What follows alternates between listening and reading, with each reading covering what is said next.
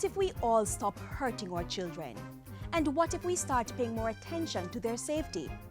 What kind of Jamaica do you think we would have? And by extension, what kind of world? We will never know unless we try it.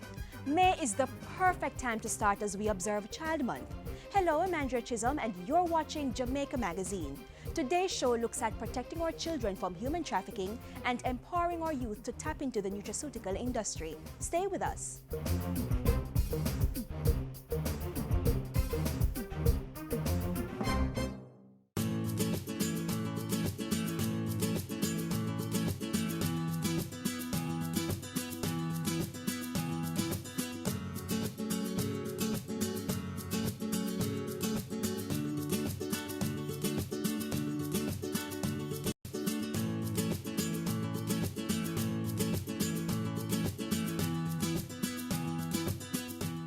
Preparing for CSEC exams? Visit ELJAM's virtual learning environment for free study notes, videos, and quizzes in 11 subjects. www.elearnjavle.org.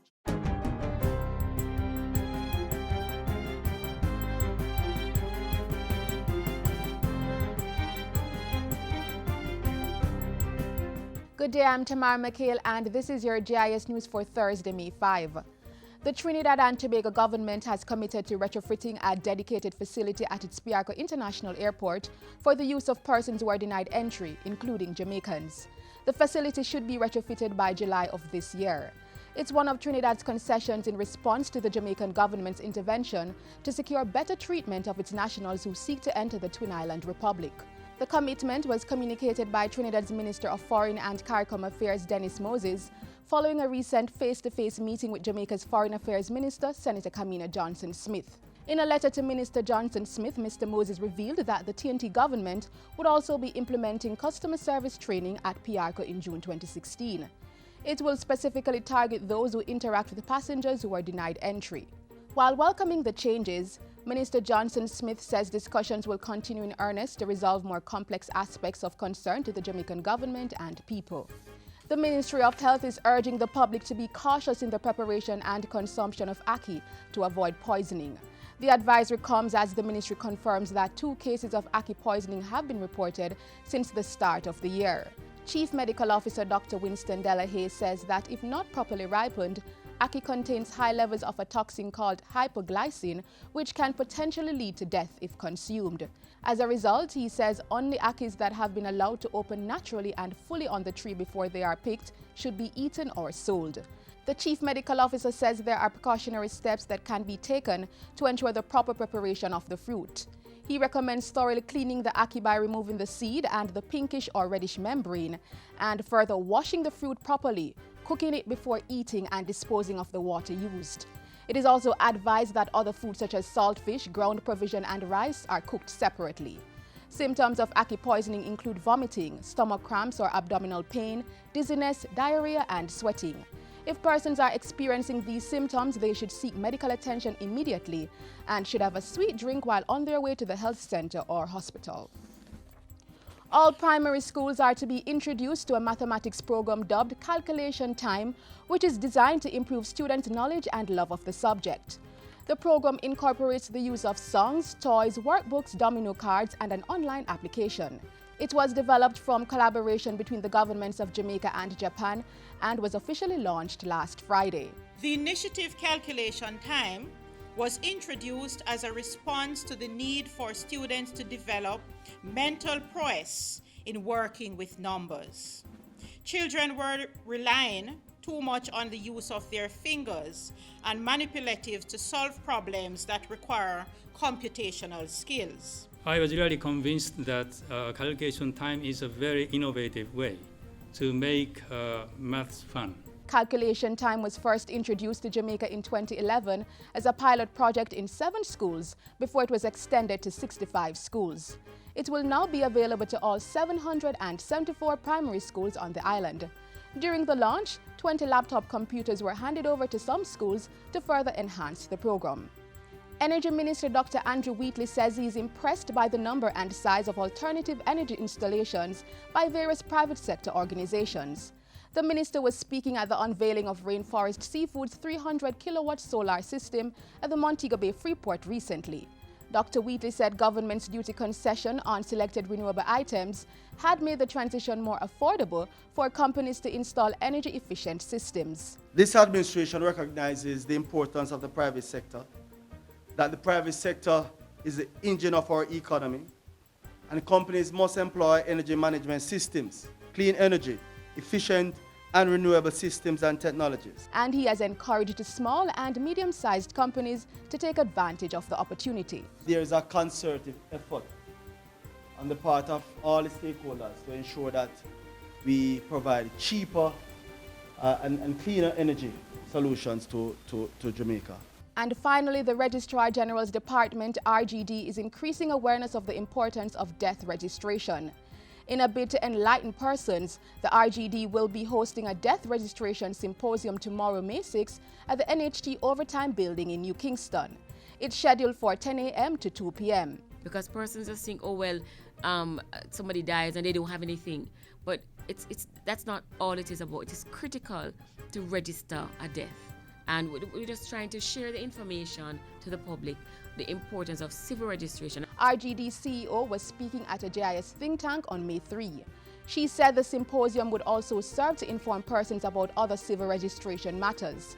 Representatives from the Electoral Office of Jamaica, the Jamaica Bar Association, life insurance companies, and the Coroner's Court will be making presentations. And that's it for JIS News today. I'm Tamara McHale. Thanks for watching.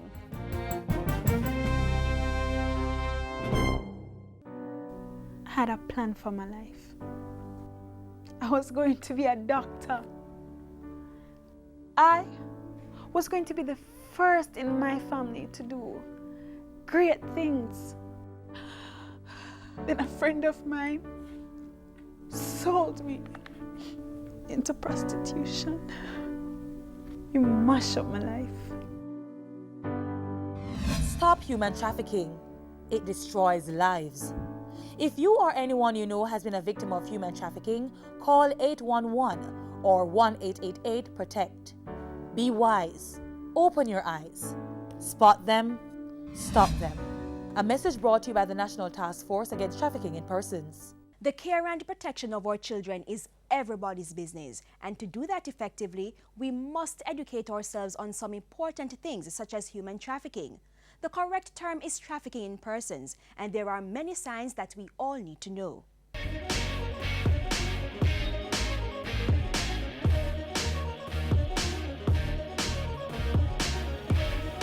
Michelle, what Shana doing now like how she leaves school? Nothing, sung for me every day. But a man promise her job of foreign. Them a look about paperwork and everything, even visa and passport. What she going up there to do? Who she going to stay with? You going to get a number for her that you can contact her? When I ask the man, him says stop her myself. I don't like the sound of this, Michelle. Might not take them one, take away your picnic. You ever hear about human trafficking? Trafficking? Or trafficking in persons, the same thing. Why you watch that video, yeah? See if is it them go and do with Shana. Alright. But I'm afraid to die.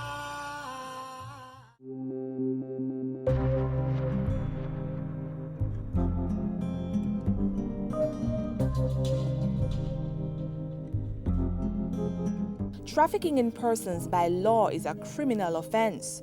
Those who perpetrate this crime usually do so in unsuspecting ways. It could be a friendly invitation to another part of the island or another country, or even through enticing job offers. Persons who get caught up in this web aren't necessarily naive individuals, but human traffickers are sophisticated criminals who put a lot of thought into disguising their nefarious intents. Not all persons who promise job, etc. overseas after graduation can deliver or plan to deliver. So what they do is lure them into thinking that there's a better life somewhere else. And persons will respond to it. What they'll do is that they pay the ticket and they'll invite you up. Once you're there, they take your passports and then you're placed in servitude. It is at this helpless stage that victims are forced into unpaid labor or prostitution. The best way to get out of these situations is not to enter them in the first place, so the authorities are cautioning persons to be more vigilant. you are not supposed to be able to get a visa without your attending or that your parents, if you're a minor, right? So nobody is supposed to be able to legitimately give you a passport with a valid visa without you having gone through that process. Before you even reach that stage, you should try to get answers to some very important questions once an offer has been made to you. Ask, where am I going? Where will I be staying? Who will be responsible for me? And what do I tell my family? If you cannot give that information out of this encounter that you're offered, if you cannot give that information that can be checked, then you ought not to take it on. I don't know where I am. They've taken all that I had. Doreen, I'm glad you showed me this video. It made me want to ask man more questions because I can't let them take Sean. I don't know where she gone. I'm glad you understand the signs of trafficking in persons. But keep watching more information in the program. Statistics across the world have revealed that women and children are more vulnerable to human trafficking. However, we see young, bright males, young, bright females, university graduates. We have people from difficult circumstances, people in the main who have been tricked, so it varies. I also think any person who doesn't have sufficient information so that they can assess an offer that is being made to them is vulnerable as well. to protect all its citizens, the government has intensified its public awareness campaign. Persons are being given information to guard themselves and others against this crime. We're going to be giving out some business card size facts on trafficking to the workers in the sector who would be exposed: customs, immigration, the police. So at a moment you get into your pocket and you have the facts, is this what I'm seeing? We can identify persons being trafficked by certain behaviors being displayed. A person behaving unusually timid is one of the classic signs of someone being trafficked. Persons who are leaning onto this adult, not like a parent-child kind of arrangement, but it's almost like you're kidnapped, but you are afraid to let anybody know that this is your situation. And we have to look out for those people who are moving around with no confidence. I like when the government send out information to the people. It's stuck in my head. From now on, I'm not taking anything for granted. Thanks for showing me the video. No problem, man. We have to share information. This is one way of ending the cycle. This information-based strategy by the government is a cooperative approach with citizens that seeks to preserve and enhance a secure and protective environment for all. Now that we have the information, let us use it to our advantage. Our main source of protection against the trafficking in persons is to be aware of the offense.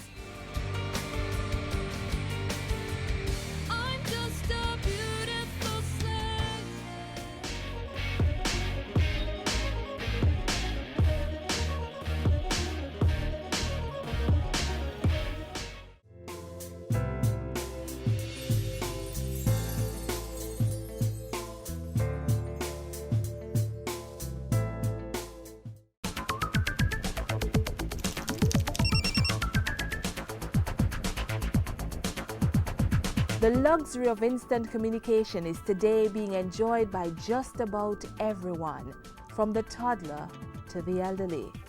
Just imagine being able to communicate or do business with anyone, anywhere in the world, without going to them. And with the use of Facebook, Twitter, BlackBerry Messenger, YouTube, and so many others, the medium expands even greater. Businesses and individuals have capitalized on this wave of social media network to either push their products and services or just socialize. With everything comes responsibility. So while being attached to the social media circle may be all about the pleasure or business, it doesn't hurt to exercise a little caution. I've seen a lot of persons posting that kids especially that, and they'll give a lot of information because they're vulnerable. And they say they'll be at Sovereign, nobody's home, we'll be on vacation, and it poses a real risk, really, for persons to breach their houses, steal, and that kind of stuff. Oftentimes, we have also had reports of children being exploited. We have had cases where we have seen persons downloading pictures of kids. So what happened, they'll download these kids, they'll morph their faces on nude bodies, and they'll tell them that, listen, you don't have sex with me, I'll post the pictures. What scares me the most is that there's companies out there right now that are building data warehouses full of your information. For example, your daughter, your son, they took a picture inside your house. Well, that picture that's posted out on some of these social media on there, they have what they call EXIF data in it. You probably deal with that. EXIF data, which has a latitude and longitude of where that picture was taken. If that picture was taken in your house, guess what? I know where you live. One thing to remember in all this is that social media networks were not created to harm persons, but there are individuals who manipulate the systems for illegitimate reasons. So here's a look at some ways you can be social and stay safe. Be careful of who you accept as friends. Think twice before sharing personal information that could make you vulnerable. Posting your birth date, cell phone number, or home address anywhere online puts you at greater risk. This is where you could customize your settings to restrict access only to certain users. And some useful tips for parents. Encourage your child to tell you if they are uncomfortable or threatened by an experience. Explain to your child that photographs can reveal a lot of personal information, and insist that your child never meets anyone in person that they have communicated with online. I am your child. I am your child. I am your child. I am your child. I am your child. I am your child. I am your child.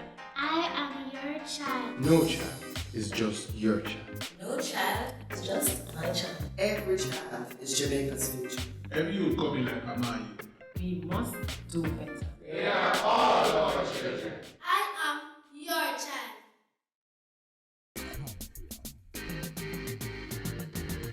Stand up and get in the race. I can become the master of my destiny. Step up your stride, make we work like a harder. Do it like Veronica, more than a supper.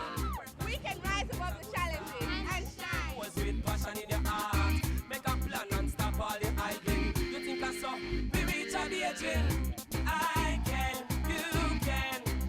Like our Olympians, every Jamaican can. Government is delivering on the build-out of the nutraceutical sector with the training of farmers.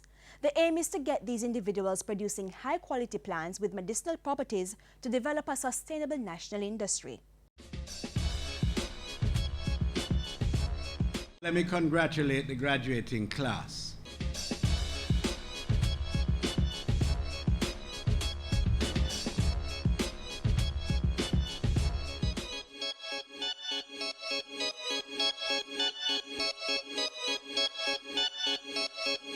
It's a $250 billion global industry, and Jamaica wants in a big way.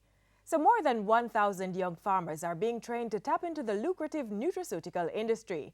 The Young Nutraceutical Farmers Training Course is being delivered by the National Commission on Science and Technology in partnership with the Jamaica 4-H Clubs and the Scientific Research Council. 53 farmers from across the island have already been trained under the 3-year program.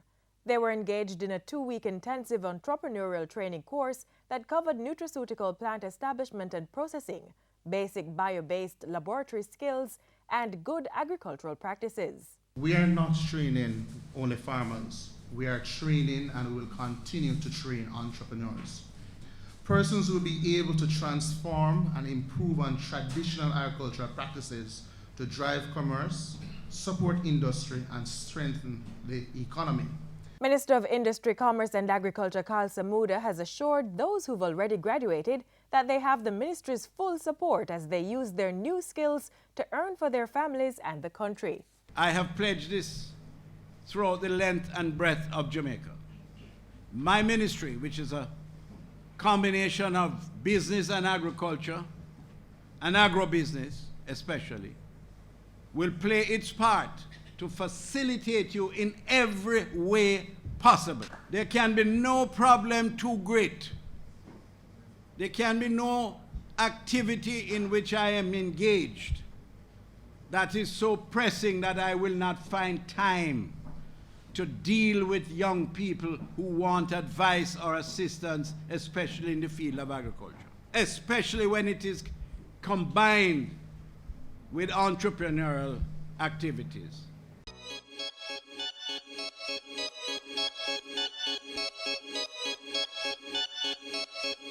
The aim of the Young Nutraceutical Farmers Training Course is to build the capacity in different areas of the nutraceutical sector in order to promote the sustainable development of a national industry, one that will create foreign exchange revenue for the farmers and the country. When one looks at the size of the market that it occupies, there is scope for expansion beyond our wildest dreams. Agriculture offers one of the great opportunities to earn foreign exchange, to make our contribution to the creation of wealth and prosperity for this country. And from the training, these farmers are now equipped to take the lead, growing and processing nutraceutical plants into viable products while incorporating good agricultural and manufacturing practices. The farmers will be given further support in the form of stipends for internships and seedlings for planting to encourage entrepreneurship. The SRC, as of July of this year, will commence the rollout of ginger seedlings to the first batch of trainees.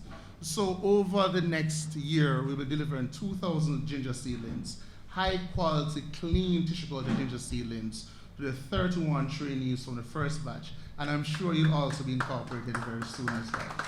Our ministry is the Push Start ministry. We are here to ensure that you don't fail. With hard work and application, you can make it, become multimillionaires, become large entrepreneurs, starting first at the MSME level. There are 160 plants known and declared worldwide as having medicinal properties. Of that number, 86 are endemic to Jamaica, a large selection for the farmers to choose from. So as you consider the crops that you are going to be engaged in, remember that this is just the starting point.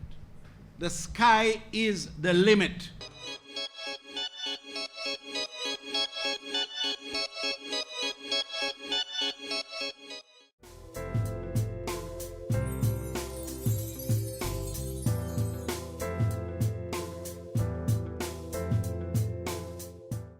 Let's celebrate Jamaica to the world.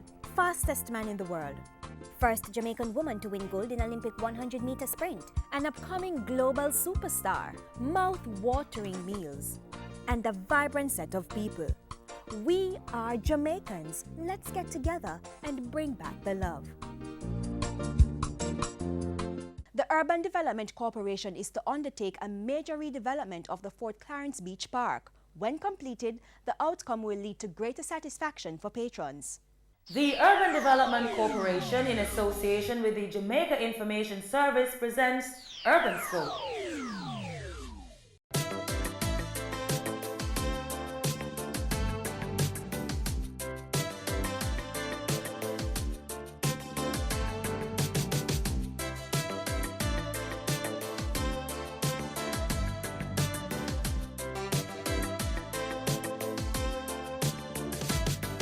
Fort Clarence Beach, located in the Hellshire area of Portmore, St. Catherine, is like an oasis for patrons. I've been coming to the Hellshire Beach area now for over 45 years. It is my getaway place for solitude, for meditation, for relaxation. I like the fact that it has a large beach area. It also has a long front on the beach which allows me some jogging facilities. It's also beautiful, and I find there's no harassment. It's far from the maddening crowd. There's a little place to retreat. I find early mornings quite good. It is for these reasons and more while the Urban Development Corporation, UDC, is embarking on a multi-million-dollar upgrading of the Fort Clarence Beach. One aspect of the work was recently put up for tender, and the work will begin in phases to make the visitor experience even more memorable and exciting. Phase 1, we will be constructing a new administrative building, and Phase 2, we will be upgrading the entrance facade, upgrading our sanitary facilities, providing additional concessionaire facilities, and upgrading our recreational park. And Phase 3, we will be looking at constructing a new recreational house. Phase 1 will be done at a cost of approximately $15 million, and once the work begins, it will last anywhere between 4 to 6 months. The budget is still being finalized for the other 2 phases, but they're expected to last for 18 months. The upgrading project supports the long-term vision of making the Fort Clarence Beach Park a more interactive environment with value-added amenities. Which is why we are pursuing various development activities to position or reposition ourselves as a premier family and leisure entertainment facility within the Kingston metropolitan region and broader within Jamaica and the Caribbean. The 8-acre property has so much more to offer than sun, sea, and sand. The recreational park caters to the entire family, plus the beach park area can be used for football or volleyball, and the large parking area is quite adequate. That allows us to provide a unique value proposition to our customers, especially combined with the fact that we are a licensed beach facility and we have certified lifeguards on location. We provide sanitary facilities and we have security here as well. So it's a one-stop shop. And there is more to the offerings of the property.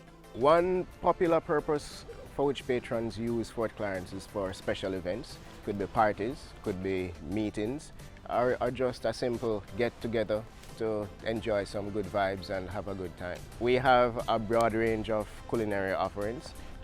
We have the traditional fried fish and bami, as well as a range of other seafood. But for those who are not particularly interested in the seafood, we have other meals available such as a jerk chicken, fried chicken, curry chicken, etc. The facility is open Wednesdays to Fridays from 10 a.m. to 6 p.m. and on Saturdays and Sundays from 9 a.m. to 6 p.m. Entrance fee is $100 for patrons 4 to 12 years and $250 for those aged 13 and over.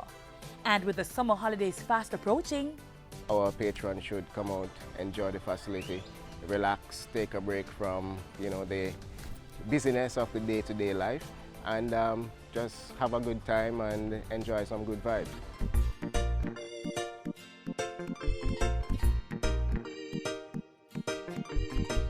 The Urban Development Corporation, making development happen within its creational facilities for our enjoyment.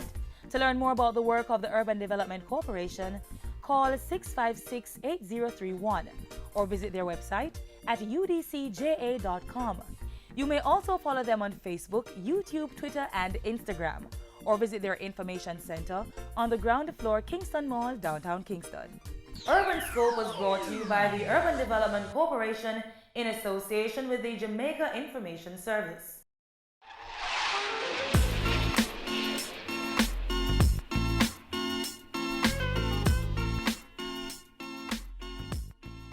That's how we bring the curtains down on our show for today. But if you want to see it again, log on to our website, jis.gov.jm.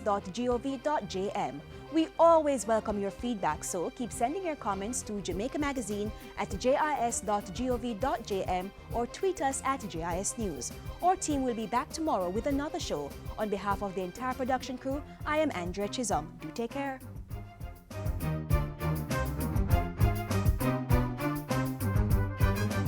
This has been a production of the Jamaica Information Service, the voice of Jamaica.